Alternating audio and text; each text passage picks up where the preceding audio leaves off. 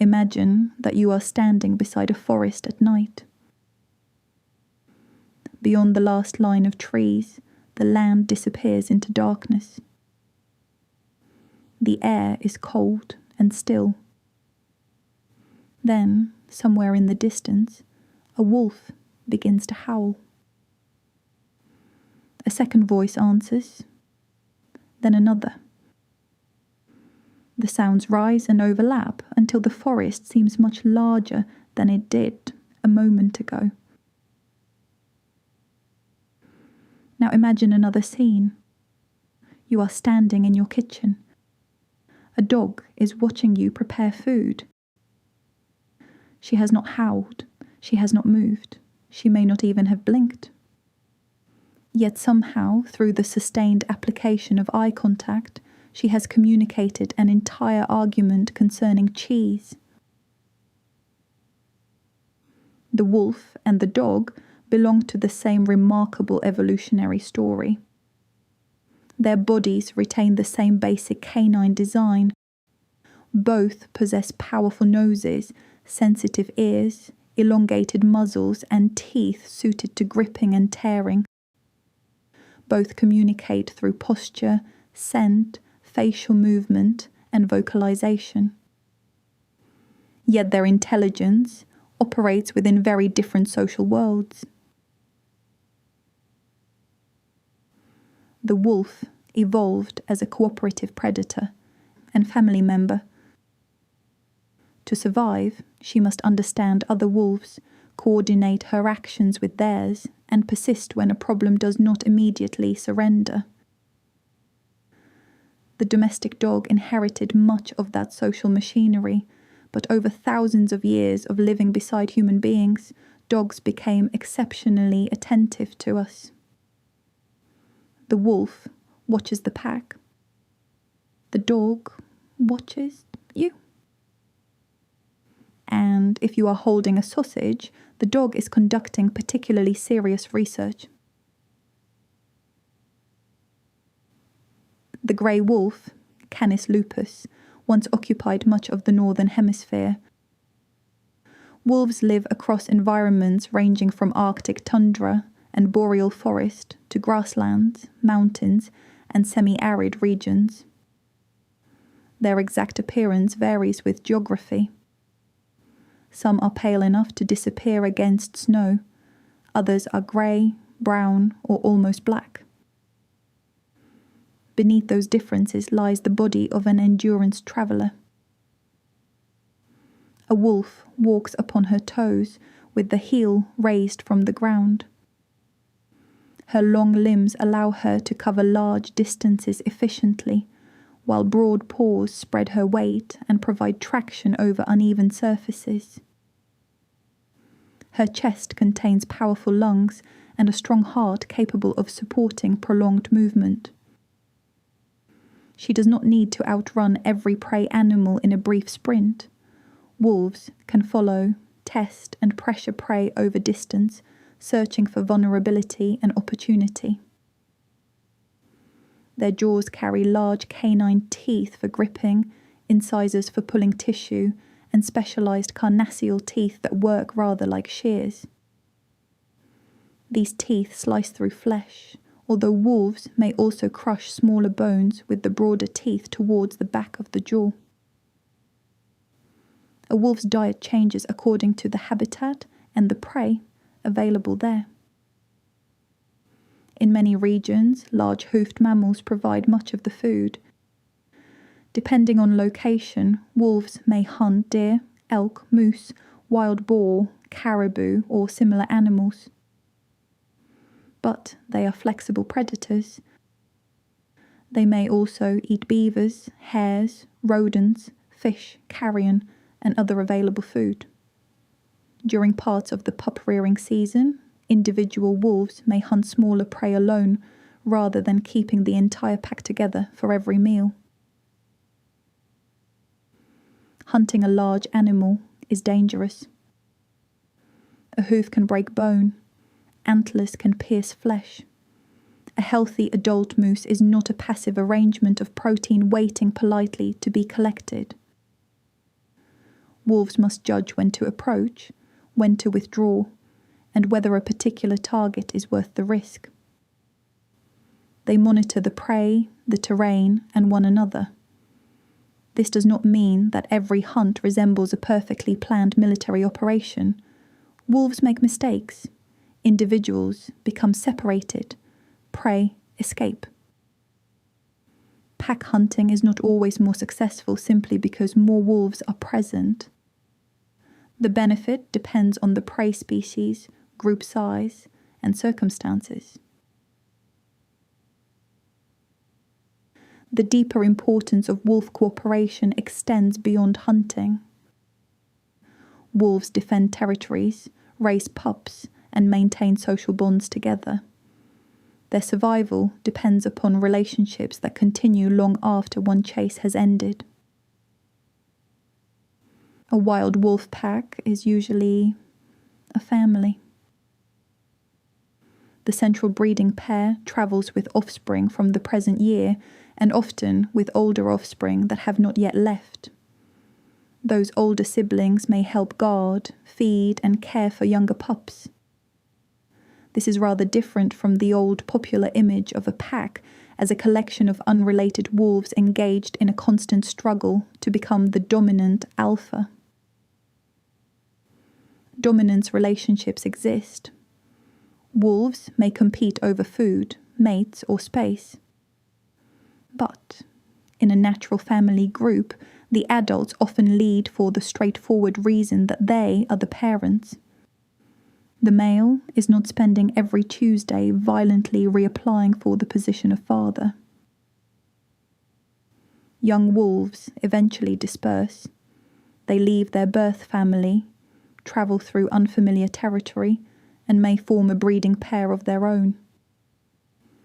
Until then, pack life requires careful social attention. A wolf must recognize tension before it becomes dangerous. She must understand invitations to play, warnings to retreat, and signals that maintain contact. Her ears, eyes, tail, mouth, and posture all contribute to communication. A relaxed wolf may hold the body loosely. A fearful or submissive individual may lower herself, flatten her ears, or tuck her tail. A threatening wolf may stiffen, raise the fur along her back, expose her teeth, or stare directly at another animal. These signals do not function like single words with one permanent translation. Meaning depends upon the entire body and the surrounding situation. A raised tail can communicate confidence or arousal, but you must also notice the ears, face, movement, and identity of the animals involved. Wolf communication is a conversation conducted with nearly the whole body. Scent extends that conversation across time. Urine, feces, and secretions from scent glands carry chemical information. A scent mark may reveal that another wolf passed through an area even when that wolf is now kilometers away. The canine nose is built for extracting this kind of information. Inside the nasal cavity, folded structures called turbinates create a large surface over which inhaled air can pass. Olfactory receptor neurons detect airborne molecules and transmit signals towards the olfactory bulbs of the brain. Different odours activate different combinations of receptors. The brain interprets these patterns, allowing the animal to distinguish a vast range of chemical mixtures rather than requiring one unique receptor for every possible smell. To you, the ground beside a tree may smell faintly of wet leaves. To a wolf or dog, it may contain a complicated record of who passed, which direction they travelled, and how recently they were there. Howling performs a different kind of long-distance work. A howl may help separated pack members locate one another. It can bring the family together or announce the presence of wolves to neighbouring packs. Individual voices differ, and wolves can respond according to social context. A lone howl does not always mean sadness, despite what generations of dramatic films have suggested. Sometimes the wolf is not grieving beneath the moon. Sometimes she is simply shouting, "Where has everybody gone?" Young wolves learn how to live within this social environment through play, observation, and experience. Play fighting allows them to practice movements used in hunting and conflict, but it also helps build and test relationships. Wolves must control the force of bites, read signals from partners, and pause when the interaction becomes too intense. Research has found that wolf play reflects existing social bonds and may help animals manage the balance between competition and cooperation. This sensitivity to other wolves becomes particularly visible in experiments involving cooperation. In one study, pairs of similarly raised wolves and dogs were presented with a cooperative rope-pulling task. Two animals needed to pull opposite ends of a rope at approximately the same time. If only one pulled, the rope slipped away and the food remained out of reach. Wolves performed better than dogs when working with members of their own species. They approached the apparatus together, remained tolerant at close range, and coordinated their actions. Many of the dogs struggled, partly because one animal was more likely to monopolize the food or apparatus, while the other kept away. The result challenged the simple assumption that domestication made dogs universally more cooperative and wolves more aggressive. Wolves depend heavily upon cooperation with other wolves. Natural selection had already provided the ancestral canid with substantial social abilities before any dog entered a human home. Dogs did not acquire cooperation from nothing. Instead, domestication altered where much of that cooperation was directed. The exact beginning of dog domestication remains uncertain. Dogs did not descend directly from any modern wolf population. They and living grey wolves share ancestry in ancient wolf populations that no longer exist in their original form. Genetic studies of ancient remains show that dogs had already separated from the lineages represented by modern wolves by the end of the last ice age. By around 11,000 years ago, several genetically distinct dog populations were already distributed across different regions. This means the relationship had begun much earlier, although researchers continue to debate precisely when, where, and how often the process occurred. The traditional story imagines bold wolves creeping towards human campfires to eat discarded bones. That may contain part of the truth, but domestication was probably not one neat event in which a friendly wolf arrived on Friday and became a dog by Monday morning. Relationships between humans and wolves may have developed gradually across many generations. Some ancient wolves may have been unusually tolerant of human presence. They could exploit food around camps while avoiding the dangerous reactions that more fearful or aggressive animals might provoke. Humans may then have begun raising, feeding, or deliberately breeding some of these animals. Selection acted upon temperament, development, reproduction, and communication. Later, people selected dogs for particular forms of work and appearance. The result was not merely a tame wolf, it was an animal increasingly adapted to life within a human social environment. Today, dogs vary more dramatically in body shape than almost any other mammal. A Chihuahua and a Newfoundland clearly share the same general biological plan, although one resembles a portable alarm system and the other appears to have been assembled from a bear, a rug, and a leaking tap. Selective breeding altered skulls, limbs, coats, body size, and behaviour. Yet beneath that extraordinary variation, dogs retain the sensory and social foundations of their wolf ancestry. The most famous demonstrations of canine social intelligence involve the human pointing gesture. The experiment often looks beautifully simple. A person hides food beneath one of two containers. The animal does not see where it has gone. The person then points towards the correct container. For a human, the meaning seems obvious.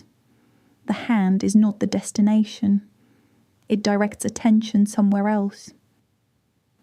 Many animals find this difficult without extensive training. Dogs, however, often follow human pointing remarkably well.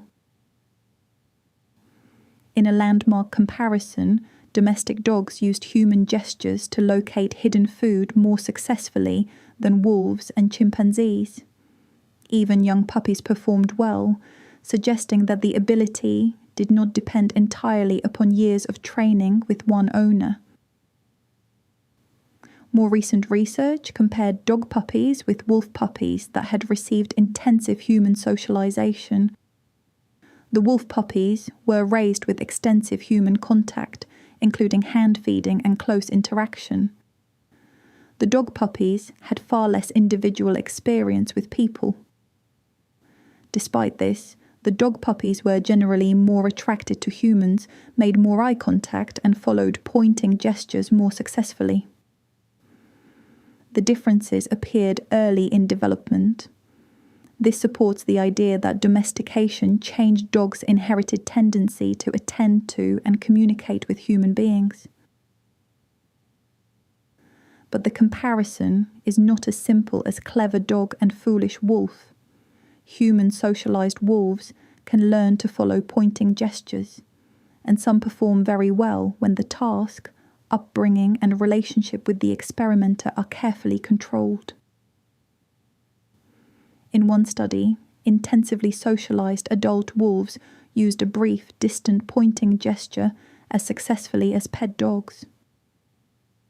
The wolf's ability emerged later and required more extensive experience, but it demonstrated that the ancestral species possesses important foundations for understanding human actions. Domestication may have strengthened the dog's natural attraction to people and made these abilities appear earlier and more reliably. Wolves may outperform dogs in other social learning tasks. When young wolves and dogs watched a trained dog open a container, the wolves were more successful at reproducing the demonstrated action. They paid close attention to what the other animal had done and used that information to solve the problem. For a wolf, observing a skilled companion can be extremely valuable. The individual beside you may reveal how to reach food, cross difficult terrain, or respond to danger. Dogs still learn from other dogs, but domestication may have shifted part of their attention towards human partners.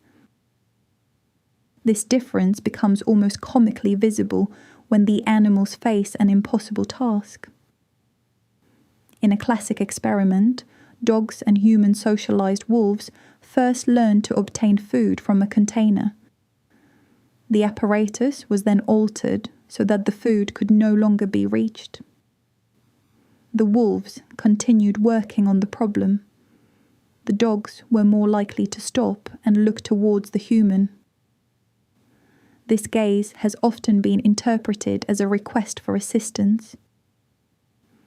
Later studies have shown that the pattern is affected by upbringing, previous training, breed, personality, and the exact experimental design. Still, the broad contrast repeatedly appears. Wolves tend to persist with physical manipulation, while many dogs redirect attention towards people. This does not mean that dogs are less intelligent. The dog has learned that humans are useful components of a problem. Suppose a lid will not open. The wolf thinks, I must bite, pull, and investigate this object. The dog thinks, the large primate owns several tools and has opened every previous container. I shall summon it. Both are strategies. One depends upon independent persistence, the other depends upon communication across species. And, to be fair, the dog's strategy works disturbingly often. Dogs do not merely stare at people in a general way. They can alternate their gaze between a human and a desired object, drawing attention towards the problem. Puppies display these gaze alternations early, especially when they are well socialized. The behaviour can function rather like a non-verbal request. Hey human, look at me. Now look over there and kindly deal with the situation. Thank you very much. Eye contact may also participate in the emotional bond between dogs and people. In a widely discussed study, longer periods of dog-to-owner gazing were associated with increases in urinary oxytocin in both dogs and their owners. When owners received oxytocin experimentally, some dogs, particularly females in that study, gazed at them for longer, contributing to a proposed feedback loop between gaze, contact, and hormonal response. Oxytocin is involved in many social and physiological processes, so it should not be reduced to a magical love chemical. The study also does not mean that every stare from a dog is a declaration of eternal devotion. Sometimes you're simply eating chicken. Nevertheless, the results suggest that dogs have entered social pathways that also help maintain bonds between human caregivers and infants. Dogs can cooperate directly with humans as well. When similarly raised wolves and dogs performed a string-pulling task with a familiar human partner, both species could succeed. Their styles differed. Wolves were more likely to take the initiative, approach the apparatus, and lead the interaction. Dogs more often waited for the human to begin and then followed. This suggests that human-dog cooperation may have been built upon social skills already present in wolves. Domestication did not invent cooperative intelligence, it adjusted the relationship, making dogs more inclined to accept human guidance. Some dogs also display exceptional abilities with spoken object labels. A border collie named Chaser learned the names of more than 1,000 objects after years of intensive training. She could retrieve particular toys when asked, and showed evidence that she treated labels as referring to objects, rather than merely as commands to perform one memorized action. Other specially gifted dogs have learned new object names after only a few exposures and retained some labels for months or even years. These dogs are unusual. Most dogs do not spontaneously build enormous toy vocabularies, regardless of how many times their owners repeat, "Where is Mr. Squeaky?" Research with larger groups suggests that the ability to learn many object names is rare. It appears especially often among border collies, although gifted individuals from other breeds have also been identified. Therefore, Chaser should not be treated as the average dog any more than a human memory champion represents the average person trying to remember a password. Dog intelligence is wonderfully uneven because dogs were bred for different work.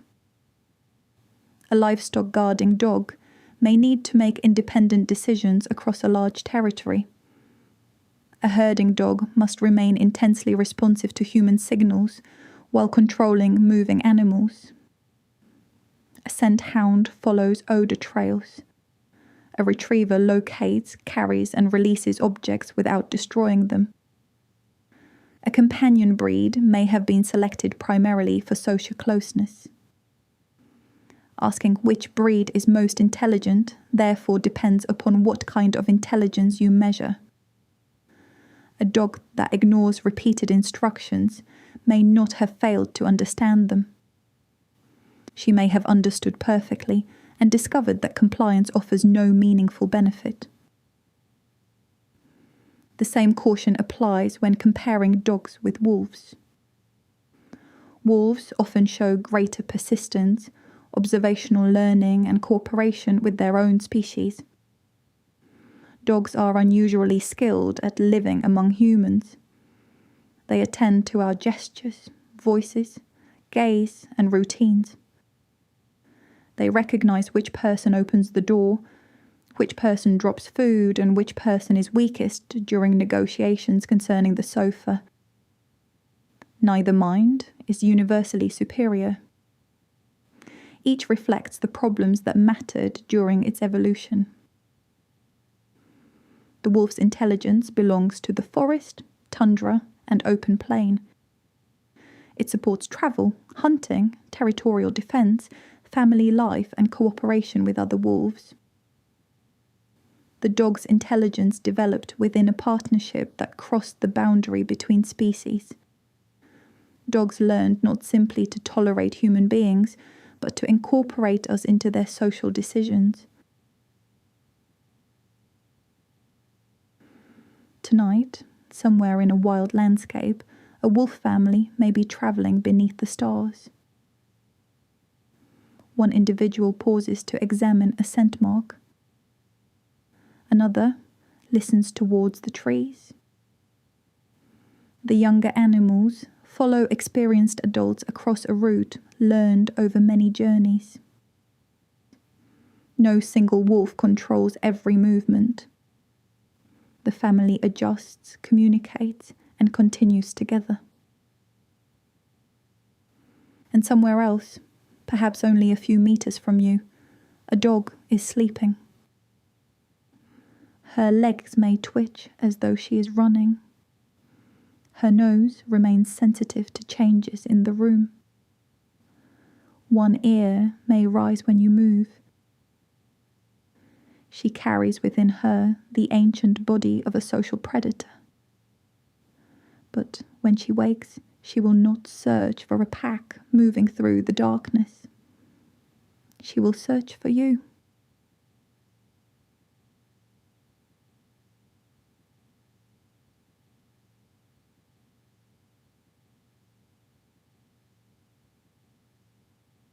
Imagine that you're walking through a busy town square. People hurry past with shopping bags and cups of coffee. Cars move along the street. Somewhere nearby, a bus sighs at the pavement. And among all this activity, a little pigeon is wandering between your feet. She pauses beside a dropped crumb, tilts her head and studies it with one bright eye. Then she takes 2 quick steps, pecks at the ground, and continues on her way with that familiar little nodding walk. You probably would not look at her and immediately think that you were standing beside one of the most intelligent animals on earth. For most people, she is simply just a pigeon, a bird so familiar that most people barely notice her at all. Yet beneath those iridescent feathers is a mind capable of remarkable memory, complex visual learning, numerical discrimination, and extraordinary navigation. Humans tend to recognize intelligence most easily when it resembles human intelligence.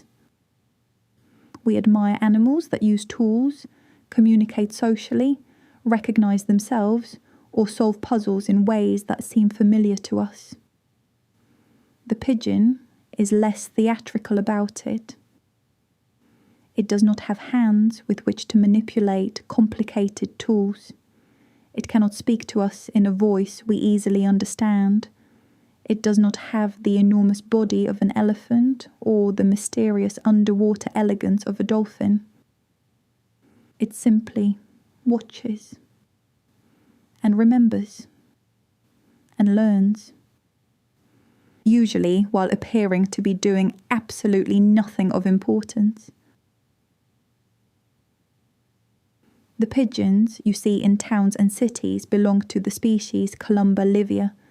Their wild ancestors, the rock doves, originally lived around cliffs, rocky ledges and caves. To a pigeon, a human city is not necessarily an unnatural environment. Tall buildings provide artificial cliffs. Window ledges become nesting shelves. Bridges resemble sheltered rock overhangs. Railway stations offer warmth, protection, and most importantly, an almost continuous supply of dropped carbohydrates. Modern city pigeons largely descend from domesticated birds that escaped or were released. Humans bred pigeons for food, appearance, sport, and message carrying for thousands of years. Once some of those birds returned to free-living populations, they adapted remarkably well to urban environments all over the world. A pigeon's body is beautifully designed for flight.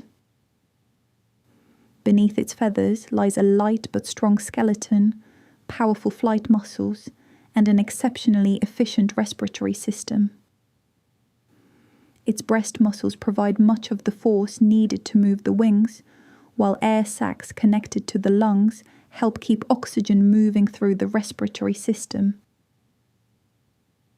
Its feathers create a smooth aerodynamic surface, but they also insulate the bird and protect its skin. The familiar flashes of green and purple around a pigeon's neck are created partly by microscopic structures that reflect light.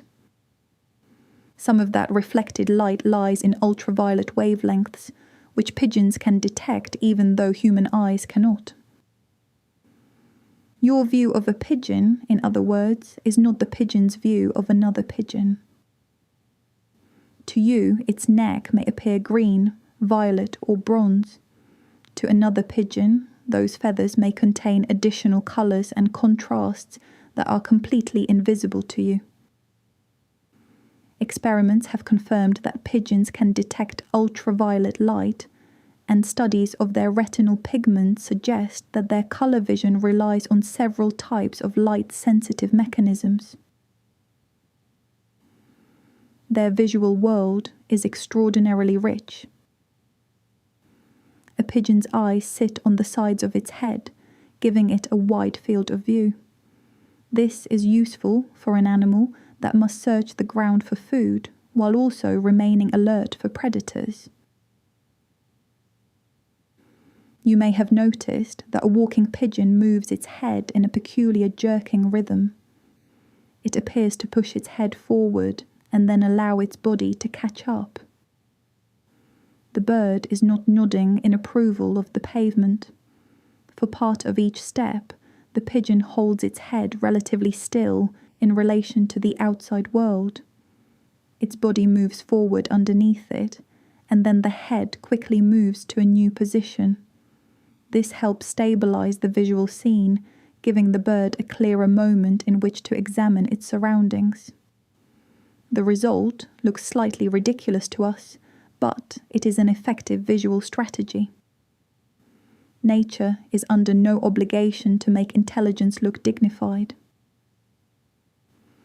A pigeon also possesses a crop, a pouch-like expansion of the digestive tract where food can be stored temporarily. This allows the bird to gather food quickly and digest it later in greater safety. The crop performs an even more remarkable function when pigeons become parents. Both male and female pigeons produce a substance commonly called crop milk. It is not milk in the mammalian sense. It is produced from specialized cells lining the crop rather than from mammary glands. Under the influence of the hormone prolactin, the crop lining thickens. Nutrient-rich cells are then released to form a soft material that the parents regurgitate for their chicks, known as squabs. Both parents can therefore feed their young during their first vulnerable days. Pigeon crop milk is especially rich in protein and fat, providing the rapidly growing chicks with concentrated nutrition. Adult pigeons mainly eat seeds and grains, although city populations have become enthusiastic opportunists. They may consume fruit, plant material, and almost anything edible that human beings leave behind. This willingness to explore new food sources is not simply greed, although a pigeon racing towards a dropped pastry may make a convincing argument otherwise. Behavioral flexibility is one of the qualities that can help an animal survive in changing environments. Pigeons are also social animals. They often feed, rest, and travel in flocks. Within those flocks, they must pay attention to what other birds are doing. A feeding companion may reveal the location of food. A startled companion may reveal the approach of danger. During flight, pigeons respond rapidly to the movements of those around them, allowing a flock to turn, rise, or descend without colliding in a cloud of feathers and deeply embarrassed cooing. Studies of homing pigeon flocks have found organized leader and follower relationships. Some individuals consistently influence the direction of the group more than others. The flock is not simply a confused collection of birds, all hoping that somebody near the front has read the map. Yet pigeons are most famous for their ability to return home. A homing pigeon can be transported away from its loft and released in an unfamiliar place, yet still determine the general direction of home. This ability has been used by humans for centuries to carry messages. Navigation is not based on one magical pigeon compass. The birds combine several sources of information. In unfamiliar territory, smell appears to play an important role. Differences in airborne odours can provide information about the geographical direction from which particular air masses have arrived. The pigeon can also use the position of the sun as a compass, adjusting for the time of day. Once it reaches familiar territory, visual landmarks become increasingly important. Roads, rivers, woodland edges and buildings can guide the final part of the journey. Research using tracking devices has shown that pigeons gradually develop preferred routes and may repeatedly follow them, even when those routes are not perfectly efficient. That final detail may feel strangely comforting. Even an expert navigator sometimes chooses the familiar route rather than the shortest one.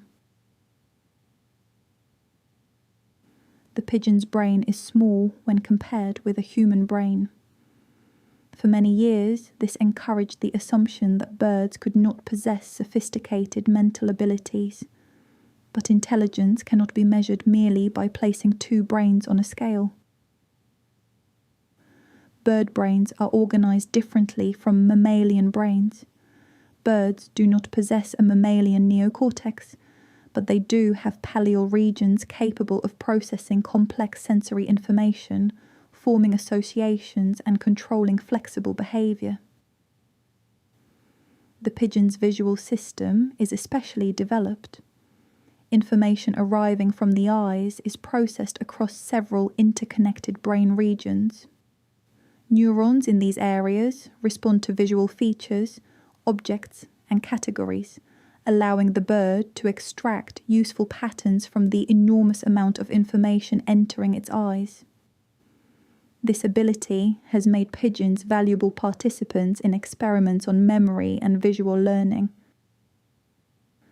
In one body of research, pigeons learn to recognize extraordinarily large collections of images.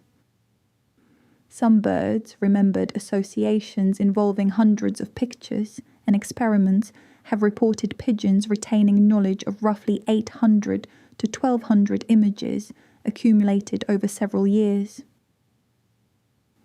They were not simply reacting to one obvious feature, such as whether an image was light or dark.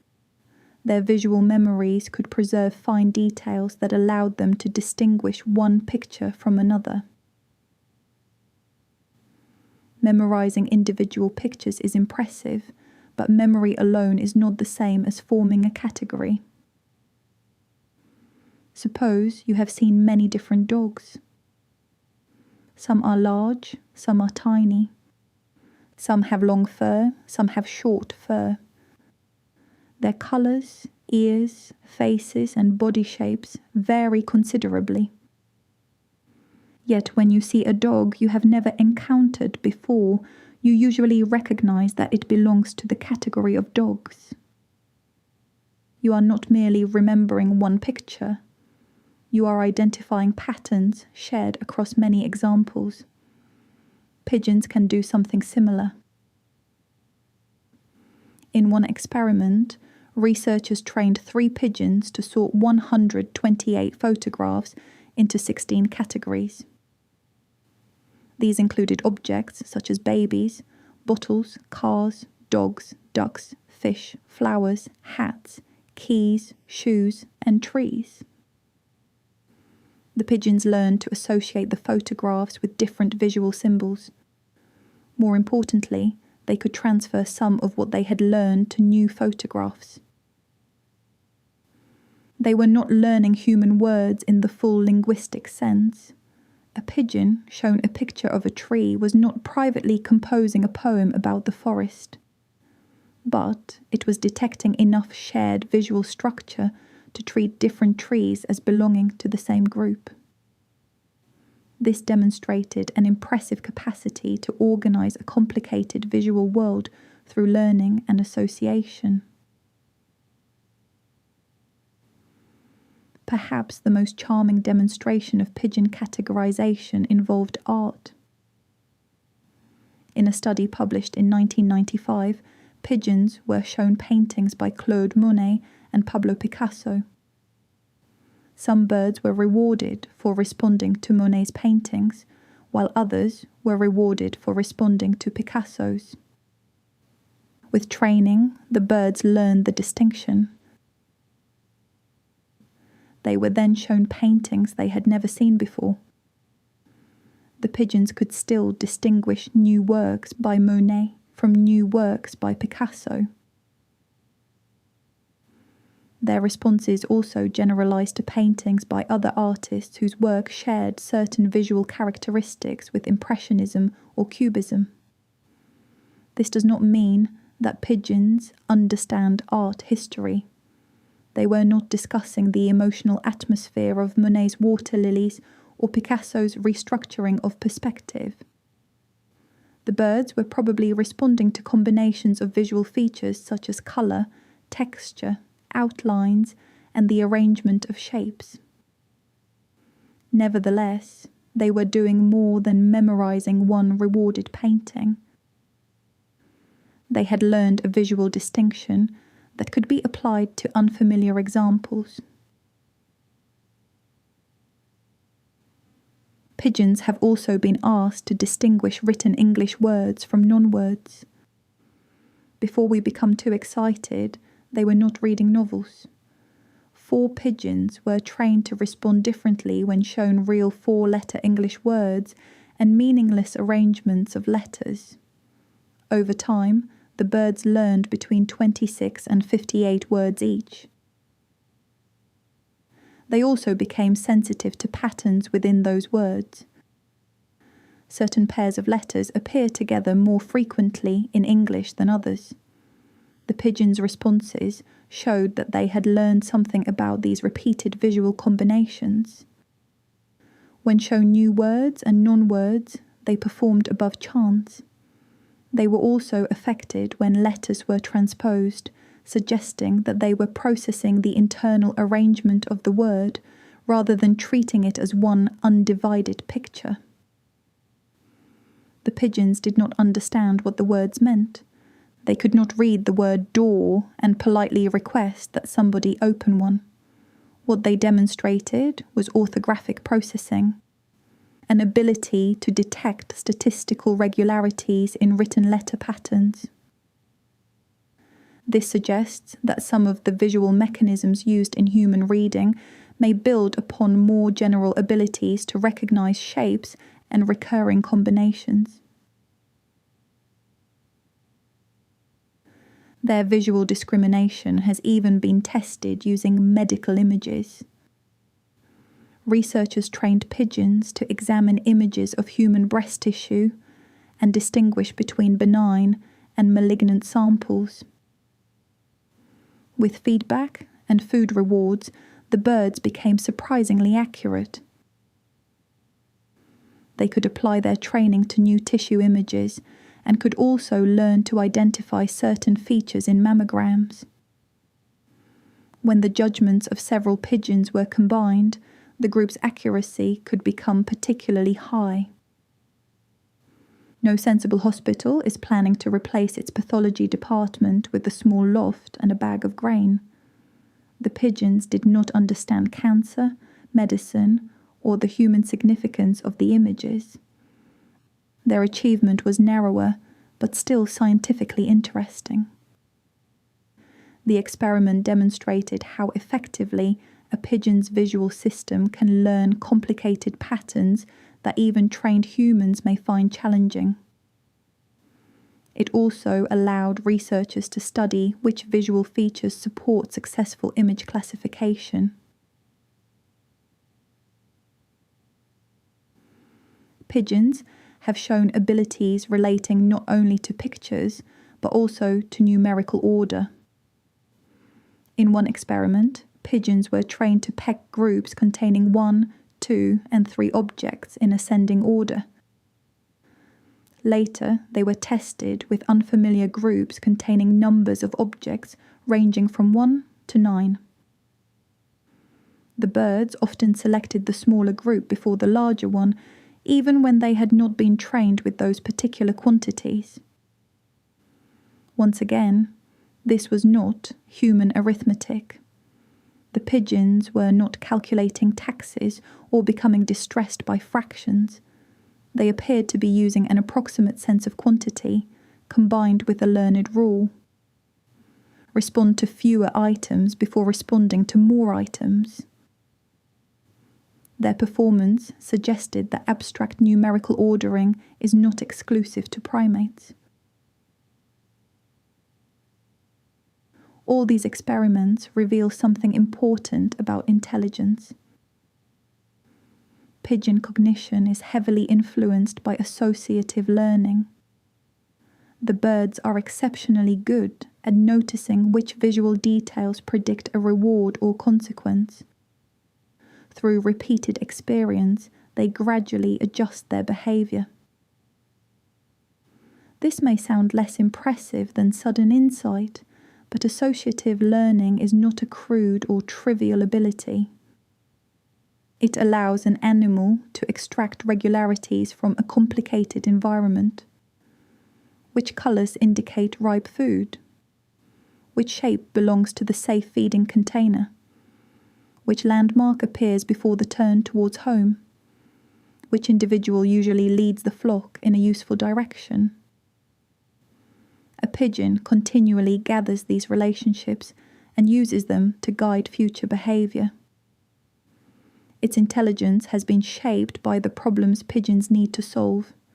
They must navigate across large areas, identify locations, recognise visual patterns, coordinate with other birds, and adapt to environments altered by humans. Their minds are not miniature human minds.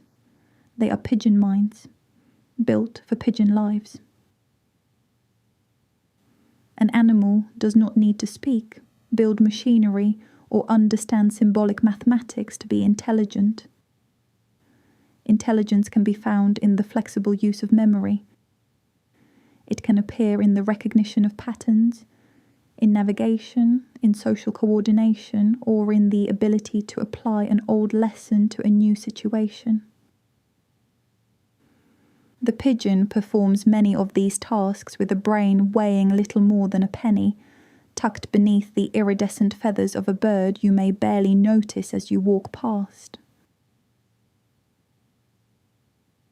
The pigeon has lived beside human beings for thousands of years.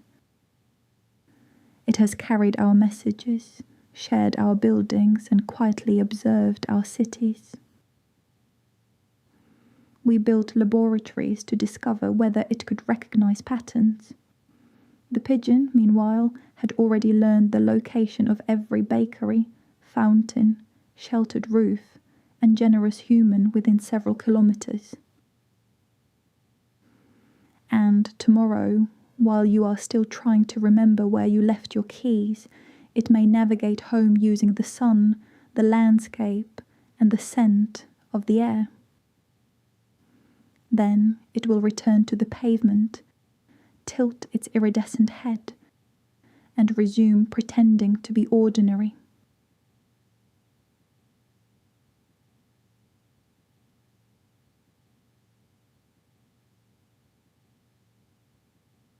You may hear her before you see her.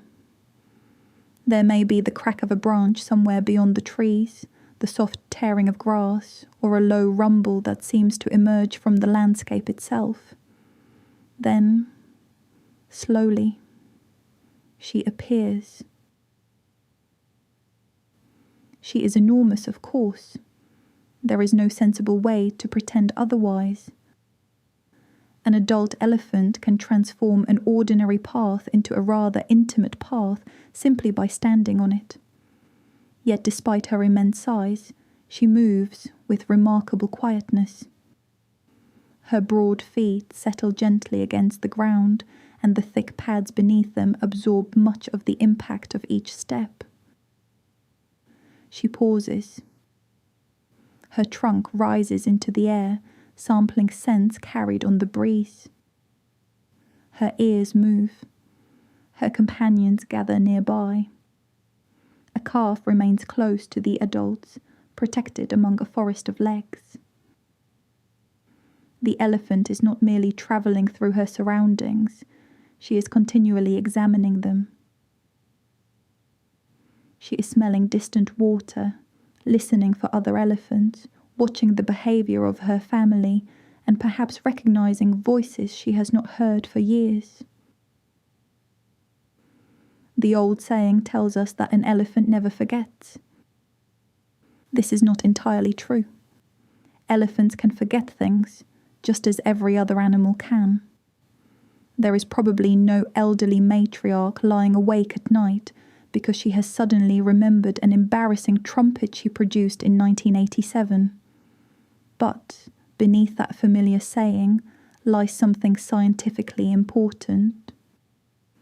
Elephants possess exceptional, long-term social and spatial memories. They live for many decades, travel through complicated landscapes, and maintain relationships with large numbers of other individuals. For an elephant, memory is not a decorative intellectual talent. It is part of the machinery of survival. There are 3 living elephant species. The African savanna elephant, Loxodonta africana, generally inhabits more open environments, including grasslands, woodlands, and dry savannas. The smaller African forest elephant, Loxodonta cyclotis, lives largely within the dense forests of Central and West Africa. Genetic evidence has confirmed that these African elephants are not merely 2 varieties of the same species, but deeply separated evolutionary lineages. The Asian elephant, Elephas maximus, lives across fragmented regions of South and Southeast Asia, in habitats ranging from forests to grasslands. Their bodies differ in several ways.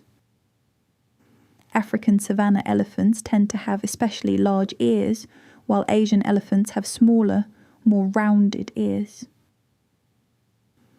African elephant trunks end in two opposing finger-like projections, while the Asian elephant has one prominent projection at the tip. But every elephant possesses the feature that makes its face instantly recognizable: the trunk. The elephant's trunk is formed from the nose and upper lip. It contains no bones and no rigid joints.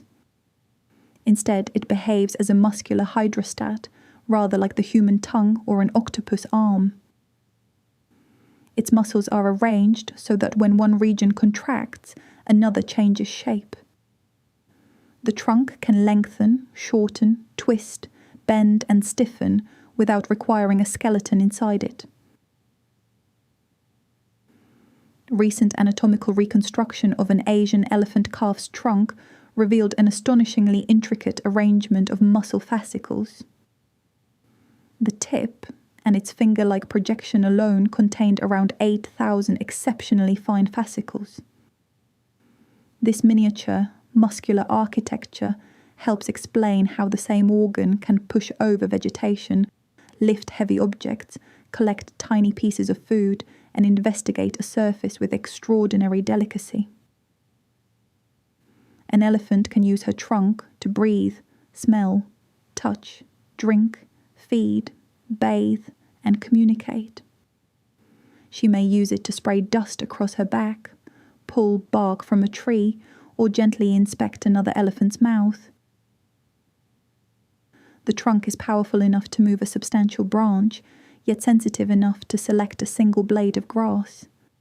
This combination of strength and precision presents the elephant's brain with an enormous control problem. Thousands of muscles must be coordinated while information about pressure, texture, scent, and position continually returns from the trunk. Much of the elephant's brain appears well equipped for this work. The elephant has the largest brain of any living land animal. But brain weight alone does not tell us how intelligent an animal will be. Different brains organize their neurons differently, and different regions perform different jobs. A study that estimated the neurons in an African elephant brain found roughly 257 billion of them.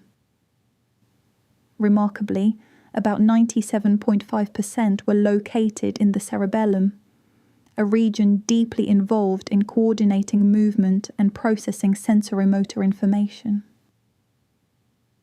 The cerebral cortex contained far fewer neurons than the human cortex, despite the elephant brain being much heavier overall. That does not make the elephant unintelligent.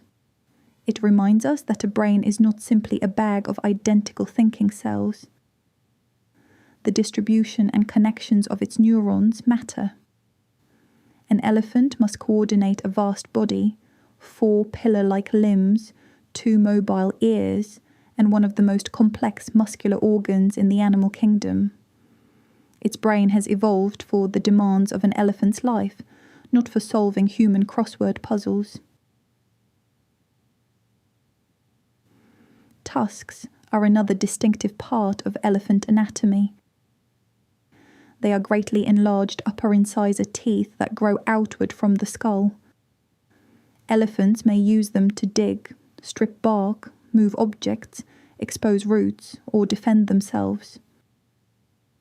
Like people, elephants may favor one side, using one tusk more often than the other. Their ears also contribute to more than hearing. An elephant's enormous body produces a great deal of heat, and its relatively small surface area makes that heat difficult to release. Blood flowing through vessels in the ears can lose heat to the surrounding air. Ear flapping increases air movement across the skin, although elephants also use changes in body temperature, water, shade, mud, and behavioural adjustments to cope with heat. Research on Asian elephants has shown that their body temperatures can fluctuate over the day, allowing them to store and release heat rather than maintaining one perfectly rigid temperature. All this biological machinery requires fuel. Elephants are herbivores. Depending on the habitat and season, they consume grasses, leaves, shoots, fruit, bark, stems, and roots. They are hindgut fermenters, meaning that microbes in the enlarged lower regions of their digestive system help break down fibrous plant material. Their digestion is not as thorough as that of many ruminants, so elephants must process food in impressive quantities. In one study of African savanna elephants, wet season feeding concentrated heavily on leaves and leafy shoots, while dry season diets included far more bark, stems, and roots. Their size and digestive system allow them to use plant parts that many smaller herbivores would struggle to live upon. A feeding elephant may therefore spend much of her day making decisions. Which plants are nutritious now? Which branches can be reached? Where did the family find fruit last season? Which water source is still available after months without rain? These questions help explain why elephant intelligence is so strongly associated with memory. Female elephants and their dependent young live within complex, long-lasting social systems. A family commonly centres upon related adult females, their daughters, and their calves. Groups may separate and later reunite while maintaining relationships with other families across a wider population. The oldest female is often called the matriarch. She is not necessarily a tiny dictator ordering everyone across the savannah according to a colour-coded schedule. Her influence comes substantially from experience. An older matriarch has lived through more droughts, encounters, births, journeys, and dangers. Her memory can become a resource used by the entire family. Researchers have investigated this social knowledge using recorded elephant calls. In one influential series of experiments, wild African elephant families heard the contact calls of familiar and less familiar females. Groups led by older matriarchs responded more appropriately to these differences, suggesting that the matriarchs possessed more extensive knowledge of the population's social voices. The results implied that some elephant families could distinguish among the calls of a remarkably large network of individuals. This is memory on a social scale. Not merely recognizing one companion, but keeping track of relationships within a changing community. Age also appears to improve the assessment of danger. Researchers played recordings of lions to elephant families in Amboseli National Park. Male lions present a greater threat to elephants than females because males are larger and more capable of attacking calves. Families led by older matriarchs showed stronger, more appropriate defensive responses to the roars of male lions. The younger matriarchs were not necessarily poor leaders. They simply had fewer years of experience upon which to draw. For a long-lived animal, wisdom may accumulate slowly. An encounter from decades earlier can influence a decision made today. Elephants can also distinguish surprisingly detailed information about human beings. In another playback experiment, African elephants heard voices from people belonging to different ethnic, sex and age categories. Adult Maasai men in the study region had historically posed a greater danger to elephants than Kamba men, women or boys. the elephants responded more defensively to the voices associated with the greatest risk. They did not merely react to all human speech in the same way. They appeared able to use acoustic cues to classify the speaker and adjust their behaviour accordingly. Even more impressively, the researchers altered some of the recordings. When male voices were electronically changed to sound more like female voices, the elephants were not always fooled. Their experience with human speech appeared sophisticated enough to resist parts of the manipulation. This capacity for recognition is vital because elephant communication occurs across distances far greater than the range of a raised trunk or a visible gesture. Elephants produce trumpets, roars, barks, and low-frequency rumbles. Some rumbles contain frequencies below the lower limit of ordinary human hearing. These sounds can travel over long distances through the air. They can also enter the ground as vibrations. An elephant may detect these vibrations through sensitive structures in the feet and trunk. In suitable conditions, the landscape itself becomes part of the communication system.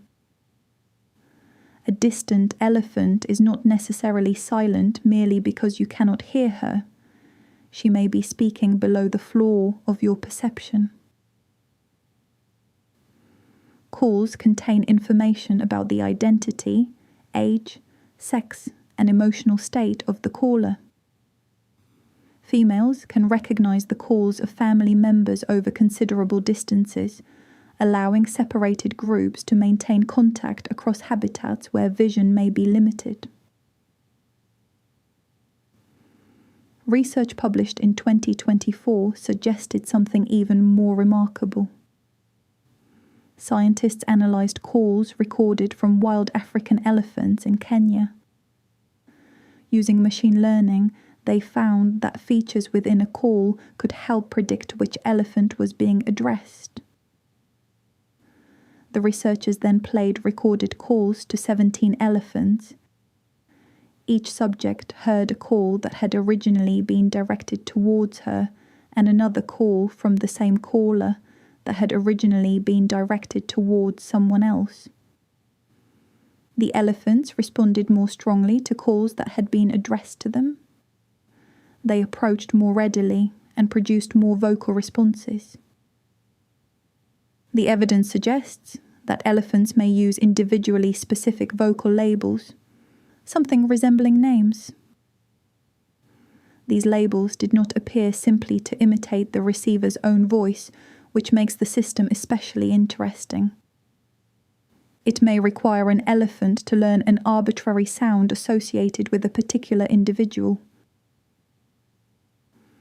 The scientists were careful not to claim that elephants possess language identical to ours.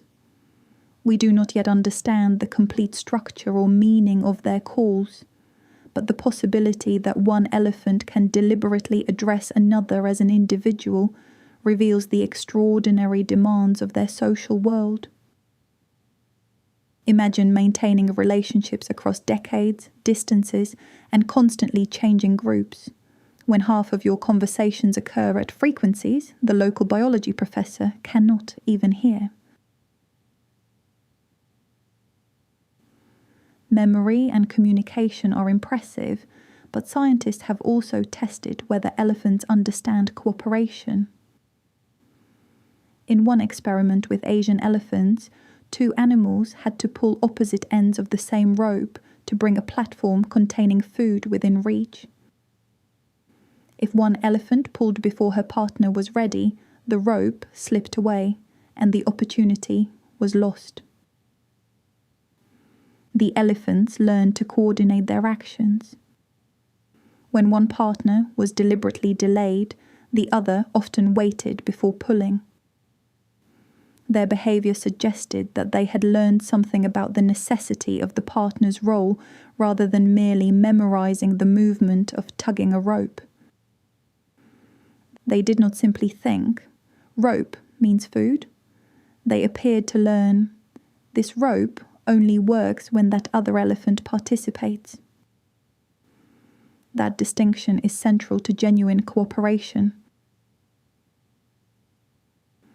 Elephants have also produced intriguing results in tests of body awareness. Body awareness is the understanding that your own body can become part of a problem. This sounds obvious to us, yet it requires the brain to distinguish the body from surrounding objects. In one experiment, Asian elephants stood on a mat attached to a stick. To hand the stick to a researcher, the elephant first had to step off the mat. Remaining on it, trapped the stick beneath the elephant's own weight. The elephant stepped off more often in this condition than in a control condition where the mat was not attached. The result suggested that they understood that their own bodies were physically obstructing the task. Another Asian elephant, named Kandula, became famous during a problem-solving experiment involving fruit suspended beyond his reach. Several objects, including a large cube, were available nearby. After examining the situation, Kandula moved the cube beneath the food, stood upon it, and reached the reward with his trunk. This looked remarkably like insight, combining elements of the environment into a new solution. Earlier tests had sometimes made elephants appear surprisingly poor at tool use. One explanation is that the experimental designs were biased towards primate behaviour. Asking an elephant to hold a tool in her trunk may interfere with the trunk's role in smelling and investigating the target. Give an elephant a test designed for hands, and she may appear incompetent. Give her a problem that respects how an elephant senses and controls her world, and the result may change dramatically. Sometimes the animal has not failed the intelligence test. Sometimes the intelligence test has failed the animal.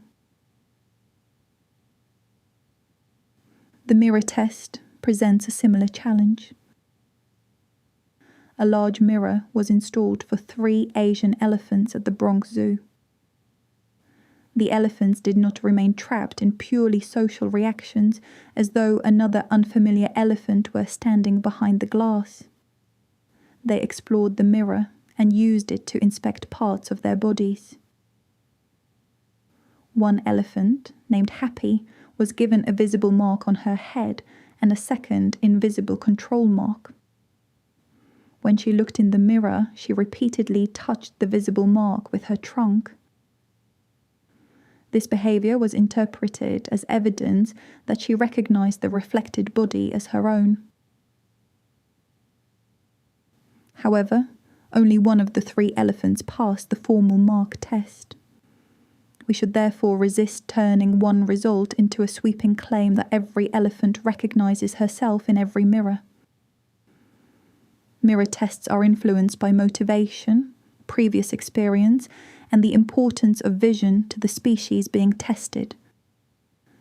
Elephants depend enormously upon smell, touch, and sound. A visual test, created by a visually dominated primate, may capture only one narrow piece of elephant self-awareness. Perhaps the most emotionally powerful elephant behaviour occurs around death. Wild elephants have repeatedly been observed approaching carcasses, touching bodies with their trunks and feet, investigating bones and returning to remains at different stages of decomposition. In reports involving dead calves, adults have attempted to lift, pull, or carry the body. Mothers may remain near a dead infant while other elephants touch or examine it. These behaviours are extraordinary, but they must be described carefully. We cannot interview an elephant and ask whether she understands death as an irreversible biological condition. We cannot automatically translate prolonged attention into a human concept of mourning. Words such as grief may be appropriate as cautious descriptions of grief-like behaviour, but they cannot reveal the animal's private experience with certainty. What the evidence does show is that elephant responses to dead companions are unusual, persistent, and socially significant. They do not treat a familiar body as an irrelevant object. They investigate the change. They touch it. They remain. There is something they are trying to understand, even when we cannot know precisely what that understanding feels like from inside an elephant's mind. This uncertainty is not a disappointment. Science is not diminished when it admits that another mind cannot be completely opened and inspected. The uncertainty is part of the wonder. An elephant's intelligence did not evolve to impress humans in a laboratory. It evolved within a body weighing several tons inside a society that may continue for generations across landscapes transformed by rain, drought, predators, and human activity. Her memory helps her recognize voices and relationships. Her judgment helps her distinguish danger from harmless noise. Her social understanding allows her to cooperate, comfort, follow, teach, and perhaps address another elephant individually. Her brain controls a trunk that can uproot vegetation or softly touch the face of a calf. And her experience may remain useful not only to her, but to daughters, sisters, nieces, and grandchildren travelling beside her. So, when we say that an elephant is intelligent, we are not merely admiring the size of her brain. We are recognizing a mind built for distance, a mind built for family, a mind built to preserve decades of knowledge while crossing a changing world. Somewhere tonight, an elephant family may be travelling towards water. The youngest calf does not know the route. The adults around it may know only portions of the journey. But the matriarch remembers. She remembers where the path bends. She remembers the scent of the place after rain. She remembers the voices of families encountered long ago. And perhaps, beneath the range of human hearing, she quietly calls one of her companions by name. Then, the family follows her into the darkness.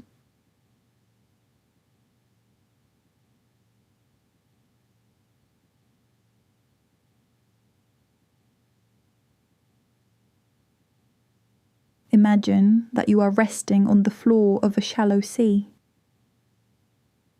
Sunlight moves through the water above you, breaking into soft, trembling patterns. A rocky reef rises nearby, covered with algae, shells, and small, wandering animals. At first, you see nothing unusual. Then, part of the reef opens an eye. A patch of rough brown stone becomes smooth. Its colour lightens. 8 arms unfold from beneath it, and an octopus quietly moves away from the place where only moments ago she had been almost indistinguishable from the rocks. She has no bones. She has no shell. She has 3 hearts, blue blood, and a nervous system unlike that of almost any animal we have met so far. Most of her neurons are not concentrated inside the brain between her eyes. They are distributed throughout her body, especially along her arms. Each arm can bend, twist, lengthen, shorten, stiffen, and investigate the world through hundreds of suckers.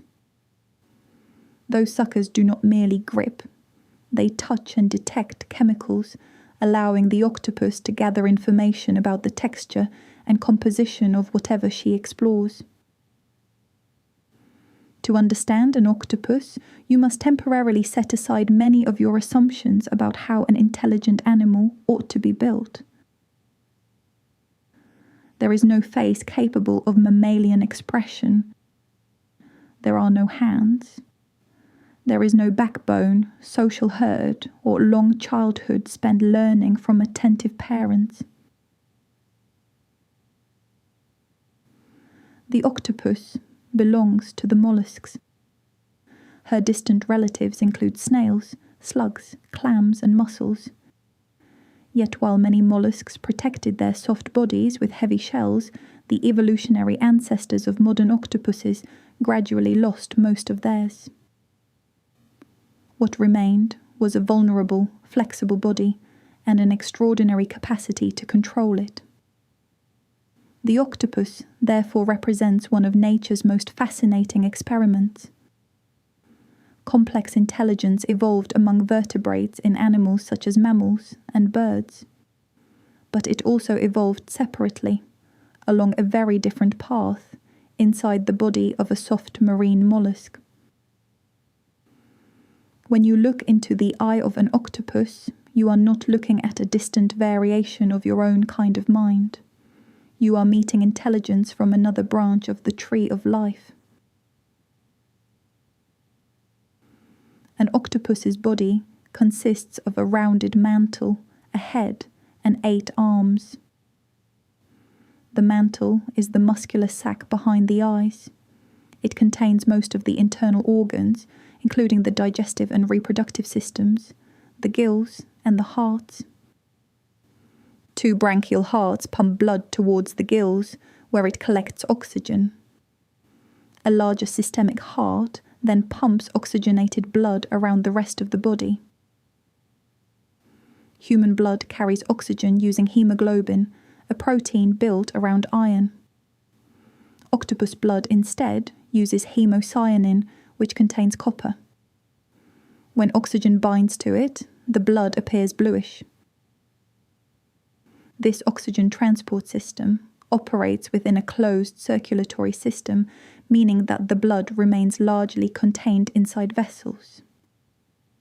It supports an active predator with a large nervous system, although octopus circulation is not endlessly powerful. The systemic heart can reduce its activity during vigorous jet swimming, which may help explain why many octopuses prefer to crawl rather than spend their entire day propelling themselves dramatically through the sea. To move rapidly, an octopus draws water into the mantle cavity and forces it through a muscular funnel called the siphon. The resulting jet pushes the animal in the opposite direction. This is useful for escaping danger, but much of an octopus's ordinary movement is performed with the arms.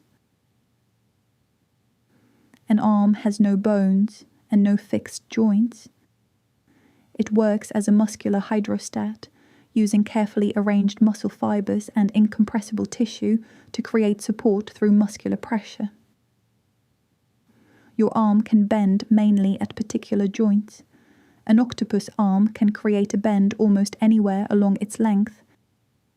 It can form a temporary elbow, wrap around a stone, narrow its tip to enter a tiny opening, or stiffen part of itself while another section moves independently. This freedom creates an enormous computational challenge. Imagine trying to control 8 tongues, each longer than your body and covered with hundreds of small movable suction cups. Now imagine that every one of those cups is continually reporting information about pressure, texture, and chemistry. A conventional central brain might become rather busy. The octopus's solution is a distributed nervous system. Estimates for some octopus species place the total number of neurons at close to 500 million. A large proportion of those neurons are found outside the central brain, within the arms and their axial nerve cords. Local circuits can process sensory information and coordinate many movements without requiring the central brain to specify every muscular contraction. This does not mean that each arm contains a completely independent mind or spends its evenings disagreeing with the other 7. The brain, arms, and sensory systems continually interact, but much of the detailed work is delegated. The central brain may initiate a reaching movement, while neural circuits within the arm help organize the bend, extension, and grip required to complete it. This arrangement allows a central command to produce flexible movements without calculating the position of every sucker individually. The suckers themselves are remarkable sensory organs. When an octopus touches an object, receptors in the suckers detect both mechanical and chemical information. The octopus can effectively touch and chemically sample a surface at the same time. This is sometimes described as tasting with the arms. It is not exactly equivalent to placing 8 human tongues upon a crab, but the general idea is close enough to make the crab deeply uncomfortable. A strange problem arises from this sensitivity. Why do the suckers not constantly attach themselves to the octopus's own skin, turning 8 useful arms into a large, self-inflicted knot? Experiments suggest that chemicals on octopus skin inhibit the sucker's automatic grasping response. The arms can therefore distinguish the animal's own skin from many other surfaces at a local level. The octopus does not need to inspect every accidental touch and make a conscious decision to let go of herself. Part of that self-recognition is built into the interaction between skin and sucker. At the center of the arms lies the mouth. An octopus has a hard, sharp beak surrounded by muscular tissue. Behind it sits a toothed, tongue-like structure called the radula. Most octopuses are predators. Depending on the species and habitat, they may hunt crabs, shrimp, lobsters, snails, clams, fish, and other marine animals. An octopus can restrain prey with her arms and suckers, then use the beak to bite through softer tissue.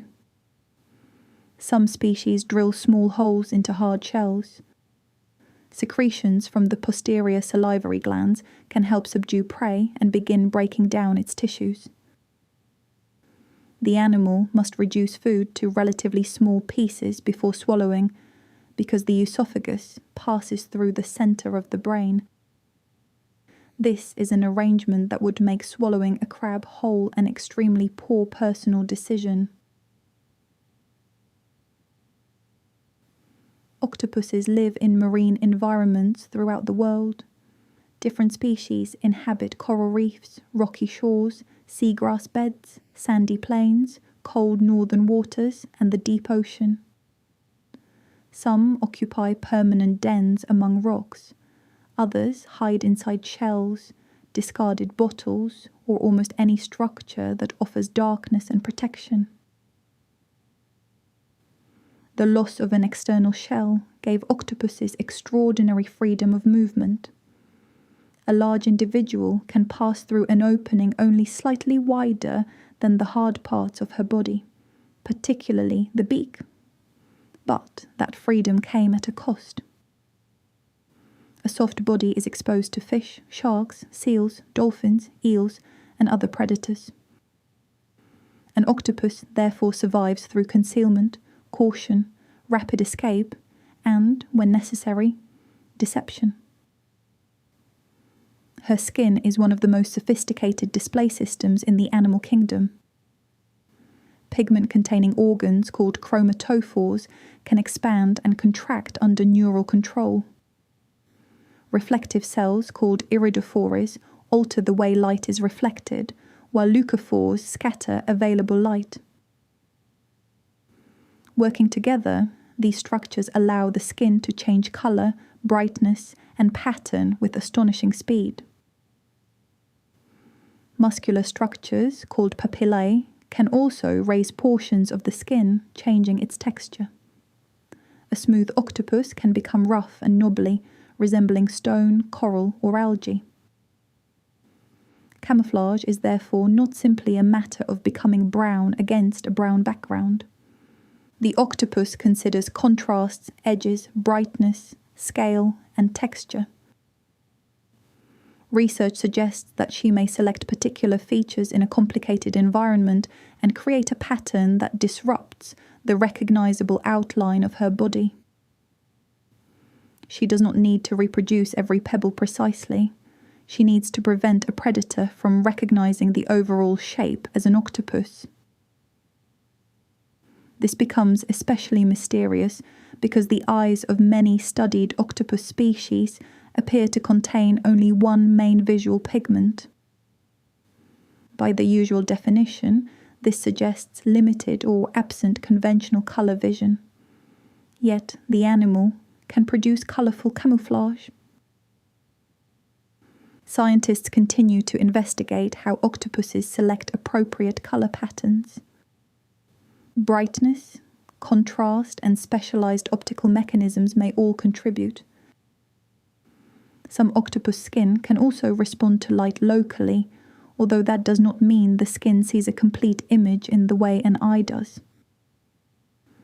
The honest scientific answer is that we understand many of the mechanisms producing the display, but not every detail of how the octopus chooses it. The skin reveals something else as well. It can make the animal's internal state partially visible. An octopus may darken, pale, develop contrasting patterns, or raise papillae during hunting, threat, exploration, or social encounters. The exact meaning depends upon the species and situation, and we should not translate every colour change into a simple human emotion. Still, watching an octopus can sometimes feel like watching thoughts ripple across the surface of the body. Even sleep becomes visible. Researchers have observed octopuses alternating between quiet sleep and brief periods of active sleep. During active sleep, the eyes and body may move, breathing becomes more variable, and patterns sweep rapidly across the skin. These periods share certain outward similarities with active sleep in vertebrates, including REM sleep in humans. This is why scientists strongly believe octopuses dream. Although no octopus has yet awakened and provided a reliable account. What the studies demonstrate is that complex alternating sleep states evolved in a lineage profoundly different from our own. During some active bouts, skin patterns resemble patterns produced while the octopus is awake, as if portions of the waking behavioural machinery are briefly reactivated during sleep. All these abilities are fascinating, but they do not automatically prove intelligence. Camouflage can be highly sophisticated while still being guided largely by evolved sensory and motor mechanisms. To investigate cognition, scientists must design tasks that require learning, memory, discrimination, or flexible problem solving. This is not easy. An octopus can squeeze through tiny gaps, manipulate laboratory equipment, hide experimental objects, and refuse to participate. Each animal may also respond differently to the same situation. The history of octopus research contains many stories of escaped subjects, blocked drains, and flooded laboratories.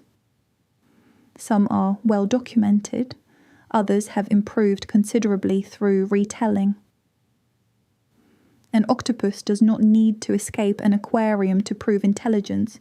Sometimes it merely needs to ruin the experimental schedule, which is practically a postgraduate qualification. Controlled experiments have shown that octopuses can learn visual and tactile discriminations. They can associate particular shapes, textures, or locations with rewards and retain spatial information. In one study, California two-spot octopuses learned information about the position of a goal in a simple maze-like environment. Their performance demonstrated that they could explore, remember spatial relationships, and use previous experience to guide later choices. Another experiment presented common octopuses with a problem involving an L-shaped container holding food. After learning how to open the container, the octopuses had to retrieve it through a narrow opening in a transparent partition. Depending on its orientation, the container had to be pulled or pushed in the correct direction before it could pass through. The task was gradually altered across several levels. The octopuses did not all solve each problem in exactly the same way or at the same speed. That variation matters. Intelligence is not a single switch that is either present or absent. The study showed that the animals could learn through exploration and adjust their actions as the physical demands of the problem changed. They were not merely repeating one rigid movement whenever they saw food. Octopuses can also learn about individuals.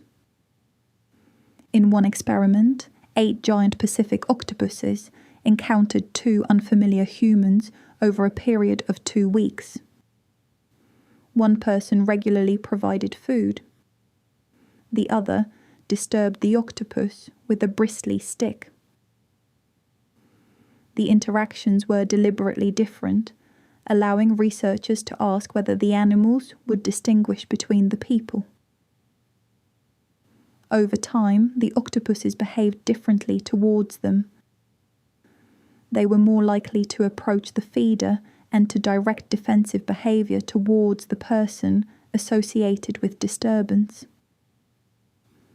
The humans wore similar clothing, reducing some of the most obvious cues. The animals still learned who was who. This does not mean that the octopuses developed a complicated moral assessment of the research team, but they recognized individual humans and remembered the consequences associated with each one. Somewhere inside a tank, an octopus was keeping notes. Perhaps the most famous evidence of flexible octopus behavior comes from the seafloor near Indonesia. Researchers observed veined octopuses uncovering discarded coconut shell halves. The animals cleaned the shells, stacked or arranged them beneath the body, and carried them across open areas. Transporting the shells was awkward. The octopus had to hold them beneath herself and move using stiffened arm tips, temporarily sacrificing some speed and camouflage. Later, when shelter was needed, the shells could be assembled around the body. This behaviour is widely described as tool use because the octopus collected and transported an object for future deployment. The shell provided no immediate protection while being carried. In fact, it made movement more difficult. Its benefit appeared later. The octopus had acquired a portable shelter. To a human observer, the result resembled a soft animal dragging a collapsible house across the seabed while pretending the entire arrangement was perfectly normal. Scientists have also investigated whether octopuses play. Play is difficult to define in any non-human animal. A behaviour may look entertaining to us, while serving a practical function we have failed to notice. Researchers therefore look for actions that are repeated, voluntary, varied, and not immediately necessary for feeding, defence, or reproduction. Captive octopuses have been observed repeatedly manipulating objects without an obvious practical goal. Recent experimental work with California two-spot octopuses documented object-directed behaviours that met several established criteria for play, although individual differences were substantial. One octopus may repeatedly investigate and move an object. Another may ignore it completely. This inconsistency does not make the behaviour meaningless. It suggests that personality, previous experience, and motivation all influence how an octopus engages with novelty. Octopus intelligence is especially remarkable because it developed under conditions very different from those that shaped intelligent mammals. Most octopus species are not highly social. They do not usually live in stable family groups like elephants, wolves, or dolphins. Their lives are also often short.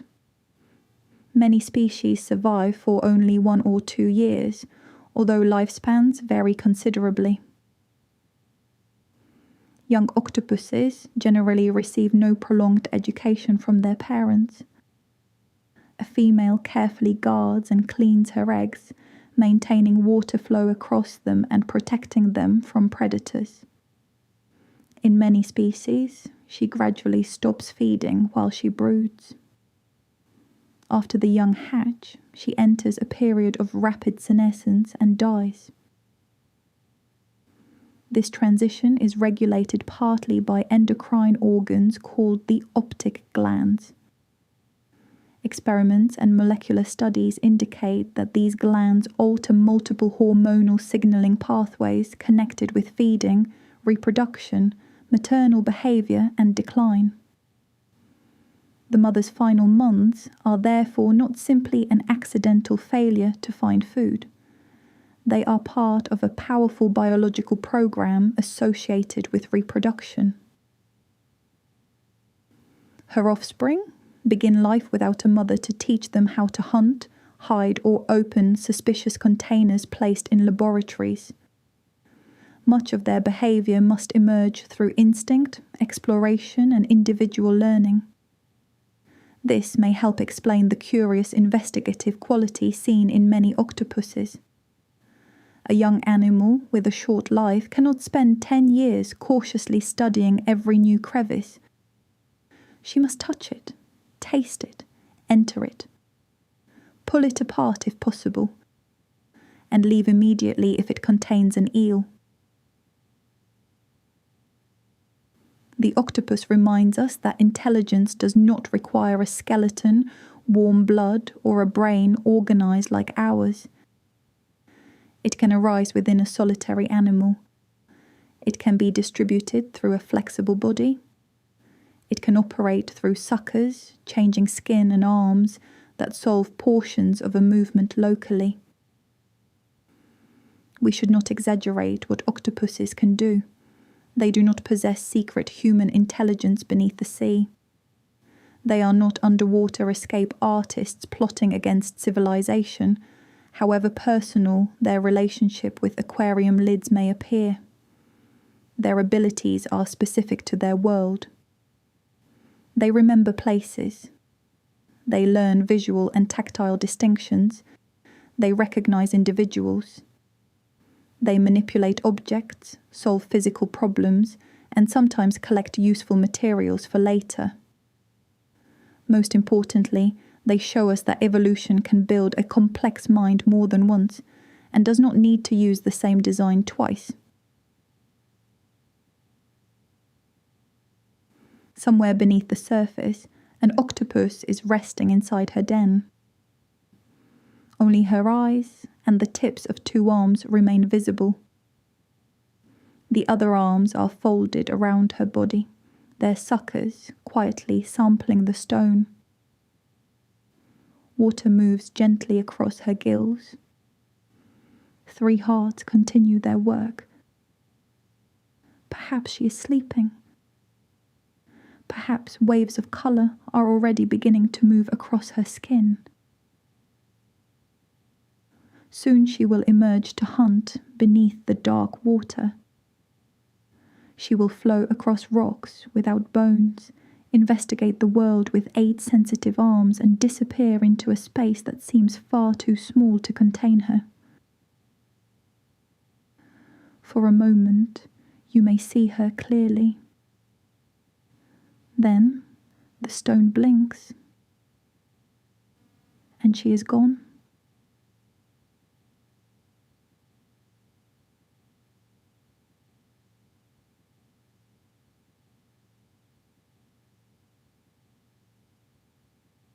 Imagine that you are floating on the surface of a calm sea.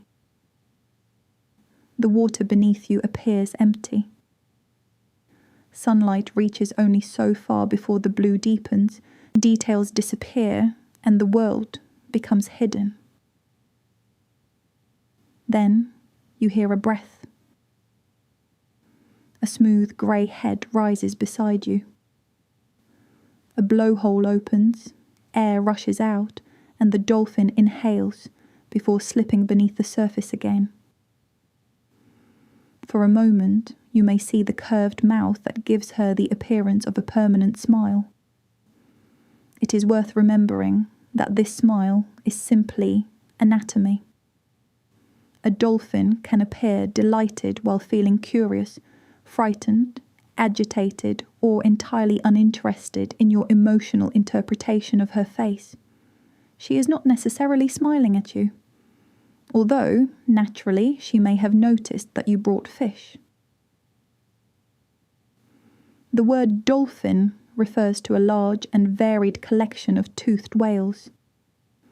Dolphins inhabit oceans across the world, and several species live in rivers or coastal estuaries. The family of oceanic dolphins even includes the orca, which is technically the largest dolphin despite having received a far more dramatic public relations campaign. For this chapter, however, we will spend most of our time with the bottlenose dolphin. Bottlenose dolphins have become the principal subjects of dolphin cognition research.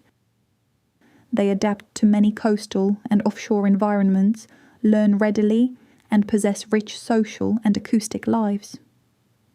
Researchers have therefore studied them in the wild, in managed marine environments, and through long-term observations of individually recognized animals. Bottlenose dolphins live throughout much of the world's temperate and tropical waters, although different populations can vary greatly in size, appearance, diet, and behaviour.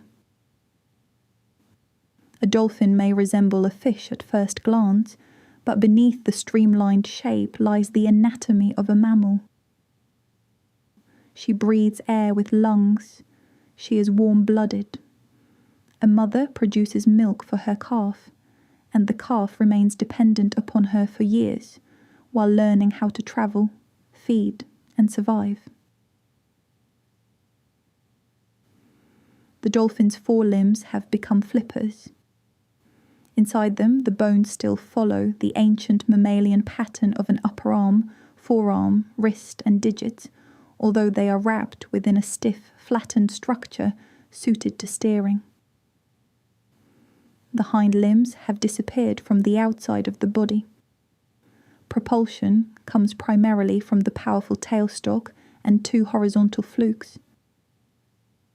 A fish generally moves its tail from side to side.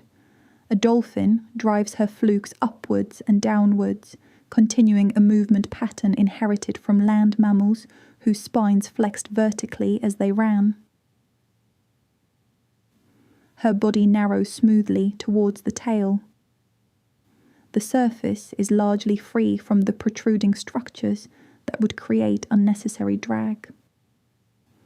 A layer of blubber beneath the skin stores energy, cushions the body, and helps control heat loss in water, which draws warmth away much more efficiently than air. On top of the head sits the blowhole, the dolphin's modified nostril. When the dolphin surfaces, muscular structures open it for a rapid exchange of air. When she dives, it closes tightly, protecting the respiratory tract from the surrounding water. Breathing must be coordinated with visits to the surface. A dolphin cannot simply become completely unconscious for 8 hours and hope that her lungs negotiate the arrangement. Instead, dolphins display an unusual form of rest called unihemispheric slow-wave sleep. During this state, slow-wave activity becomes more pronounced in one cerebral hemisphere while the other remains in a more alert condition. The hemispheres alternate, allowing portions of the brain to rest while the dolphin continues to surface, maintain posture, and monitor her surroundings. Often, the eye, controlled mainly by the more alert hemisphere, remains open. This does not mean that a dolphin spends her entire life feeling as though she has slept badly on half a pillow. Her sleep system is an adaptation to a life in which breathing occurs in one world while nearly everything else happens in another. Bottlenose dolphins eat a varied carnivorous diet. Depending on their habitat, they may pursue fish, squid, crustaceans, and other available prey. Some hunt alone, others work in groups. Dolphins may chase schools of fish towards the shore, circle them, drive them into compact formations, or take turns feeding. In some places, individual dolphins develop highly specialized techniques that are not shared by the entire population.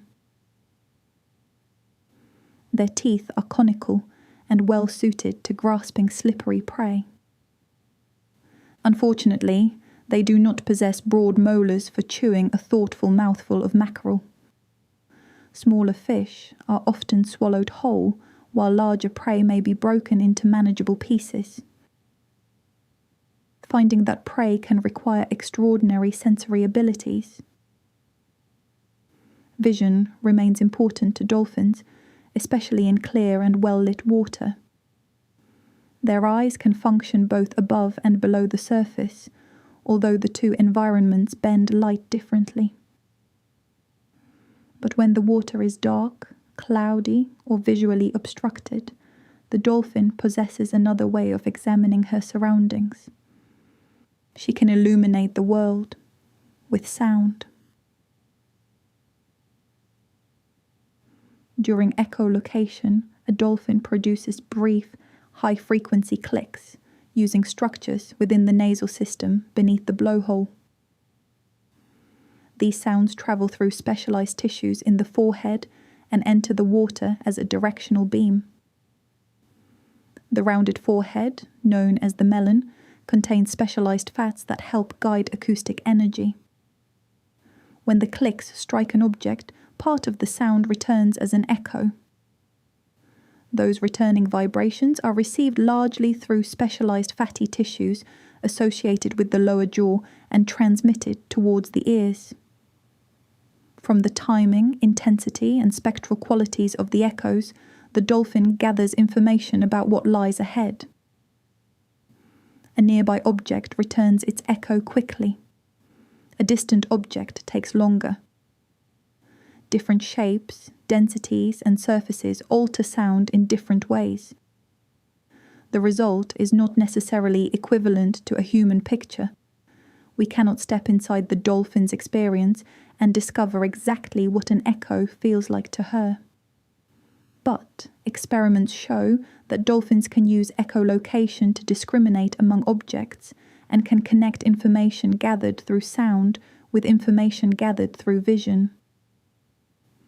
A dolphin that examined an object acoustically could later match it with a visual choice, and one that had seen an object could recognize it again through echolocation. She was not merely memorizing an isolated noise. She appeared to form a representation of the object that could be accessed through more than one sensory pathway. Imagine placing your hand inside a dark box and feeling an unfamiliar object. Later, you recognize it in a photograph.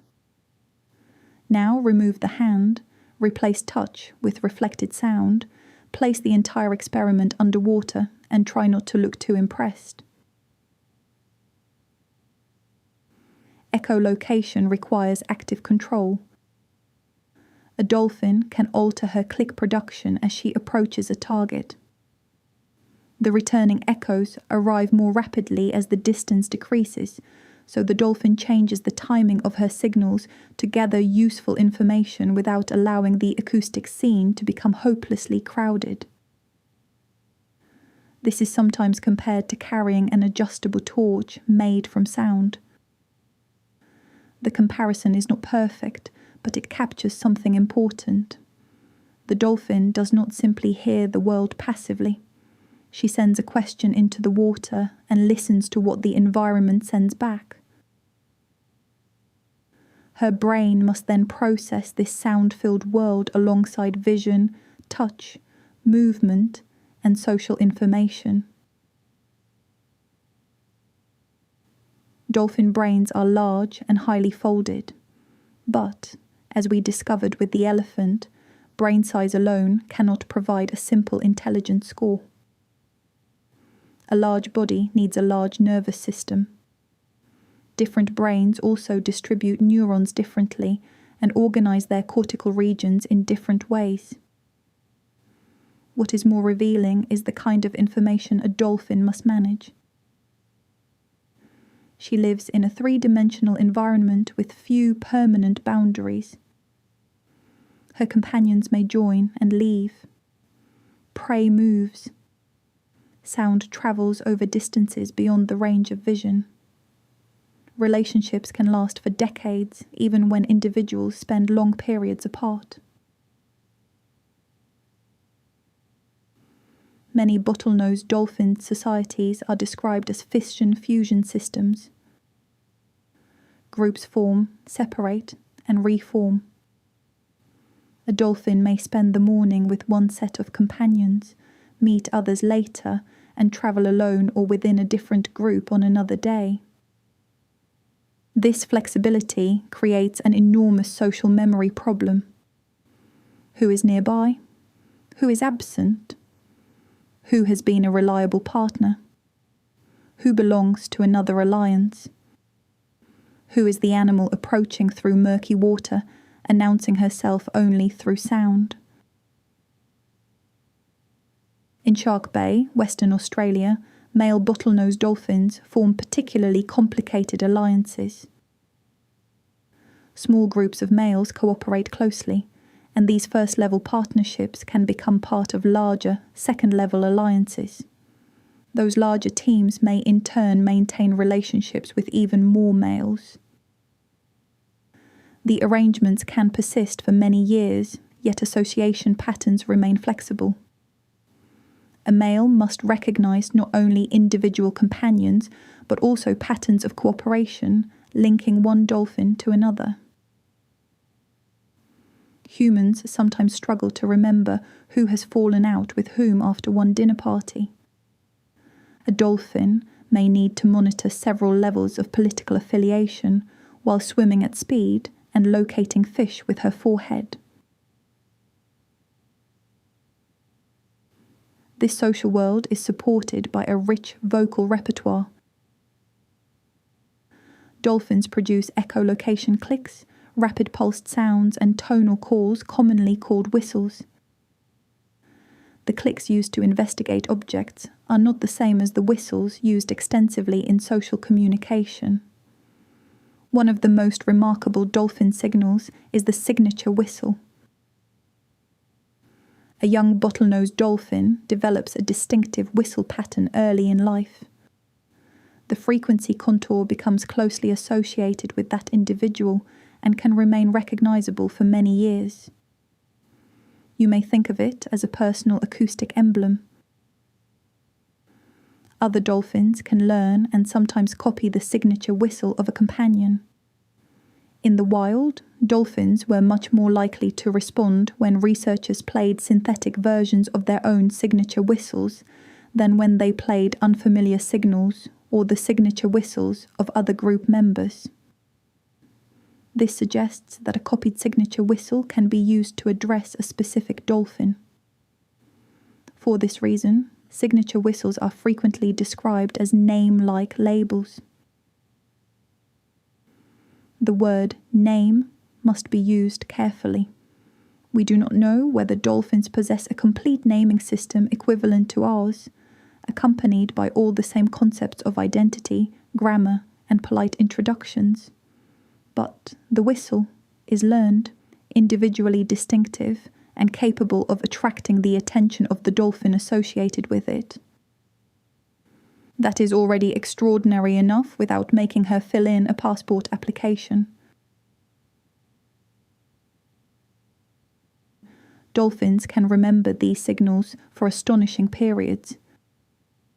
In a study involving dolphins that had lived together in managed facilities before being separated, subjects listened to recordings of signature whistles from former companions and unfamiliar animals. They responded more strongly to the familiar whistles. Some of the dolphins had not seen or heard one another for more than 20 years. Their recognition did not depend simply upon recent contact or close genetic relationship. The results showed the potential for social memory lasting across a substantial portion of a dolphin's life.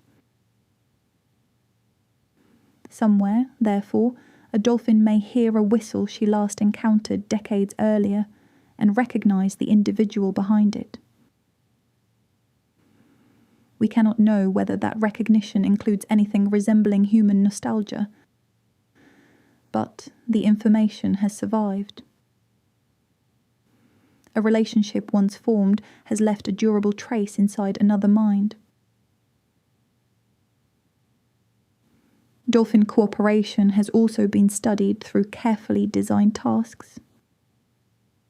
In one experiment, 2 dolphins needed to swim across a lagoon and press separate underwater buttons within a very short interval. If the dolphins acted too far apart in time, they received no reward. Sometimes both animals were released together. On other occasions, one dolphin was delayed. The dolphin released first learned to wait for her partner. The pairs then travelled towards the apparatus and coordinated their presses. Their success suggested more than a rule such as swim to the button. The animals appeared to understand that the partner's action was necessary and adjusted their own timing accordingly. Further research examined whether vocal communication helped dolphins solve cooperative tasks. Pairs produced more whistles during cooperative trials, and the timing of certain whistles was associated with improved coordination. The evidence came from a small number of dolphin pairs, so it should not be transformed into the claim that scientists have translated a dolphin phrase meaning, "Press your button now, Susan, thank you." Still, the work suggests that dolphins can use vocal signals to organize joint action rather than relying only upon visual monitoring. Cooperation in the wild can become even more surprising. In Laguna, Brazil, some bottlenose dolphins cooperate with artisanal fishers. The dolphins drive schools of mullet towards people standing in shallow water. Particular dolphin movements signal when the fishers should cast their nets. The nets disturb the school, and dolphins can capture fish attempting to escape. This relationship is not performed by every dolphin or every fisher. Knowledge and experience matter on both sides. It is a local partnership between two intelligent predators who have somehow agreed that fish are easier to catch when one species brings echolocation and the other brings a net. Other dolphin traditions involve tools. In Shark Bay, some Indo-Pacific bottlenose dolphins detach basket sponges from the seafloor and carry them over the tips of their rostra while searching for prey among rough sediment. The sponge appears to protect the sensitive beak as the dolphin disturbs the seabed and investigates hidden fish. This behaviour, known as sponging, is practiced by only part of the population. Calves spend years accompanying their mothers, and multiple lines of evidence indicate that the technique is transmitted mainly from mother to offspring. The tradition can therefore continue through particular family lines. This is not culture in the sense of opera houses, afternoon tea, and arguing about the correct way to pronounce scone. In animal behaviour, culture refers more broadly to information or practices transmitted through social learning rather than inherited entirely through genes. By that definition, sponge foraging represents a genuine dolphin tradition. The technique also reveals why intelligence cannot be separated from anatomy. A chimpanzee can hold a stick in a hand. A crow can grip a tool with its beak. The dolphin possesses no fingers and must continue swimming while carrying the sponge over the same region she normally uses to investigate prey. Tool use in the sea has different costs from tool use on land. The dolphin must solve the problem with the body she has. Bottlenose dolphins have also demonstrated impressive abilities in controlled studies of concepts and symbolic instructions. Two dolphins, named Phoenix and Akeakamai, learned artificial communication systems in which gestures or sounds represented objects, actions, and relationships. The order of the symbols mattered. An instruction equivalent to take the hoop to the ball required a different response from take the ball to the hoop. The dolphins could follow novel combinations rather than merely memorizing a fixed routine for every sentence. They also responded appropriately when a requested object was absent, indicating that they could search the environment and report that the named item was not there. These dolphins did not learn human language in its complete form. They did not discuss yesterday's weather, invent legends about the mysterious dry world, or complain that the research assistant was late. The systems were limited and highly trained. But the experiments showed that dolphins could learn arbitrary symbols, attend to sequence, and combine known instructions in unfamiliar ways. Other studies showed that bottlenose dolphins could learn relational concepts such as same and different. After training, they correctly classified new pairs of objects they had not previously encountered. This is important because the animal was not merely learning that one specific triangle earned a fish. She was learning a relationship between two things and applying that relationship to new examples. Dolphins are also skilled imitators. A trained dolphin can reproduce actions demonstrated by another dolphin or a human. In one unusual study, a dolphin wearing soft eye cups could imitate actions without seeing them, using sound and echolocation to gather the necessary information. Dolphins can also repeat an action they have just performed when given a special command, showing that they can remember their most recent movement and deliberately perform it again. In experiments combining commands meaning together and create, pairs produced novel behaviours in synchrony. One dolphin may have initiated an action while the other rapidly copied it, but they still needed to select, monitor, and coordinate a behaviour that had not been explicitly requested. Such synchrony also appears naturally in dolphin society. Allied males may surface, turn, breathe, or leap in close coordination. Mothers and calves frequently match their movement. Synchrony can make travel efficient and may communicate affiliation. Performing the same action at almost the same moment publicly demonstrates attention and coordination. Humans do something similar when they march, dance, or sing together. Dolphins simply manage it without anyone shouting that half the class is still turning left. Finally, we come to the mirror. In a famous study, bottlenose dolphins were exposed to reflective surfaces and received visible marks on parts of their bodies they could not inspect directly. The dolphins used the mirror to investigate the marked regions. They also performed unusual movements in front of their reflections, apparently testing the connection between their actions and the image. This behaviour was interpreted as mirror self-recognition. The result is fascinating, but the mirror test should not become a universal examination of consciousness. Passing suggests that an animal can understand something important about the reflected image. Failing does not prove that an animal lacks self-awareness. A species may rely more heavily upon smell or sound than vision. It may understand the mirror, but feel no urge to inspect a harmless mark. It may simply consider the entire experiment beneath its dignity. The test reveals one capacity under one set of conditions.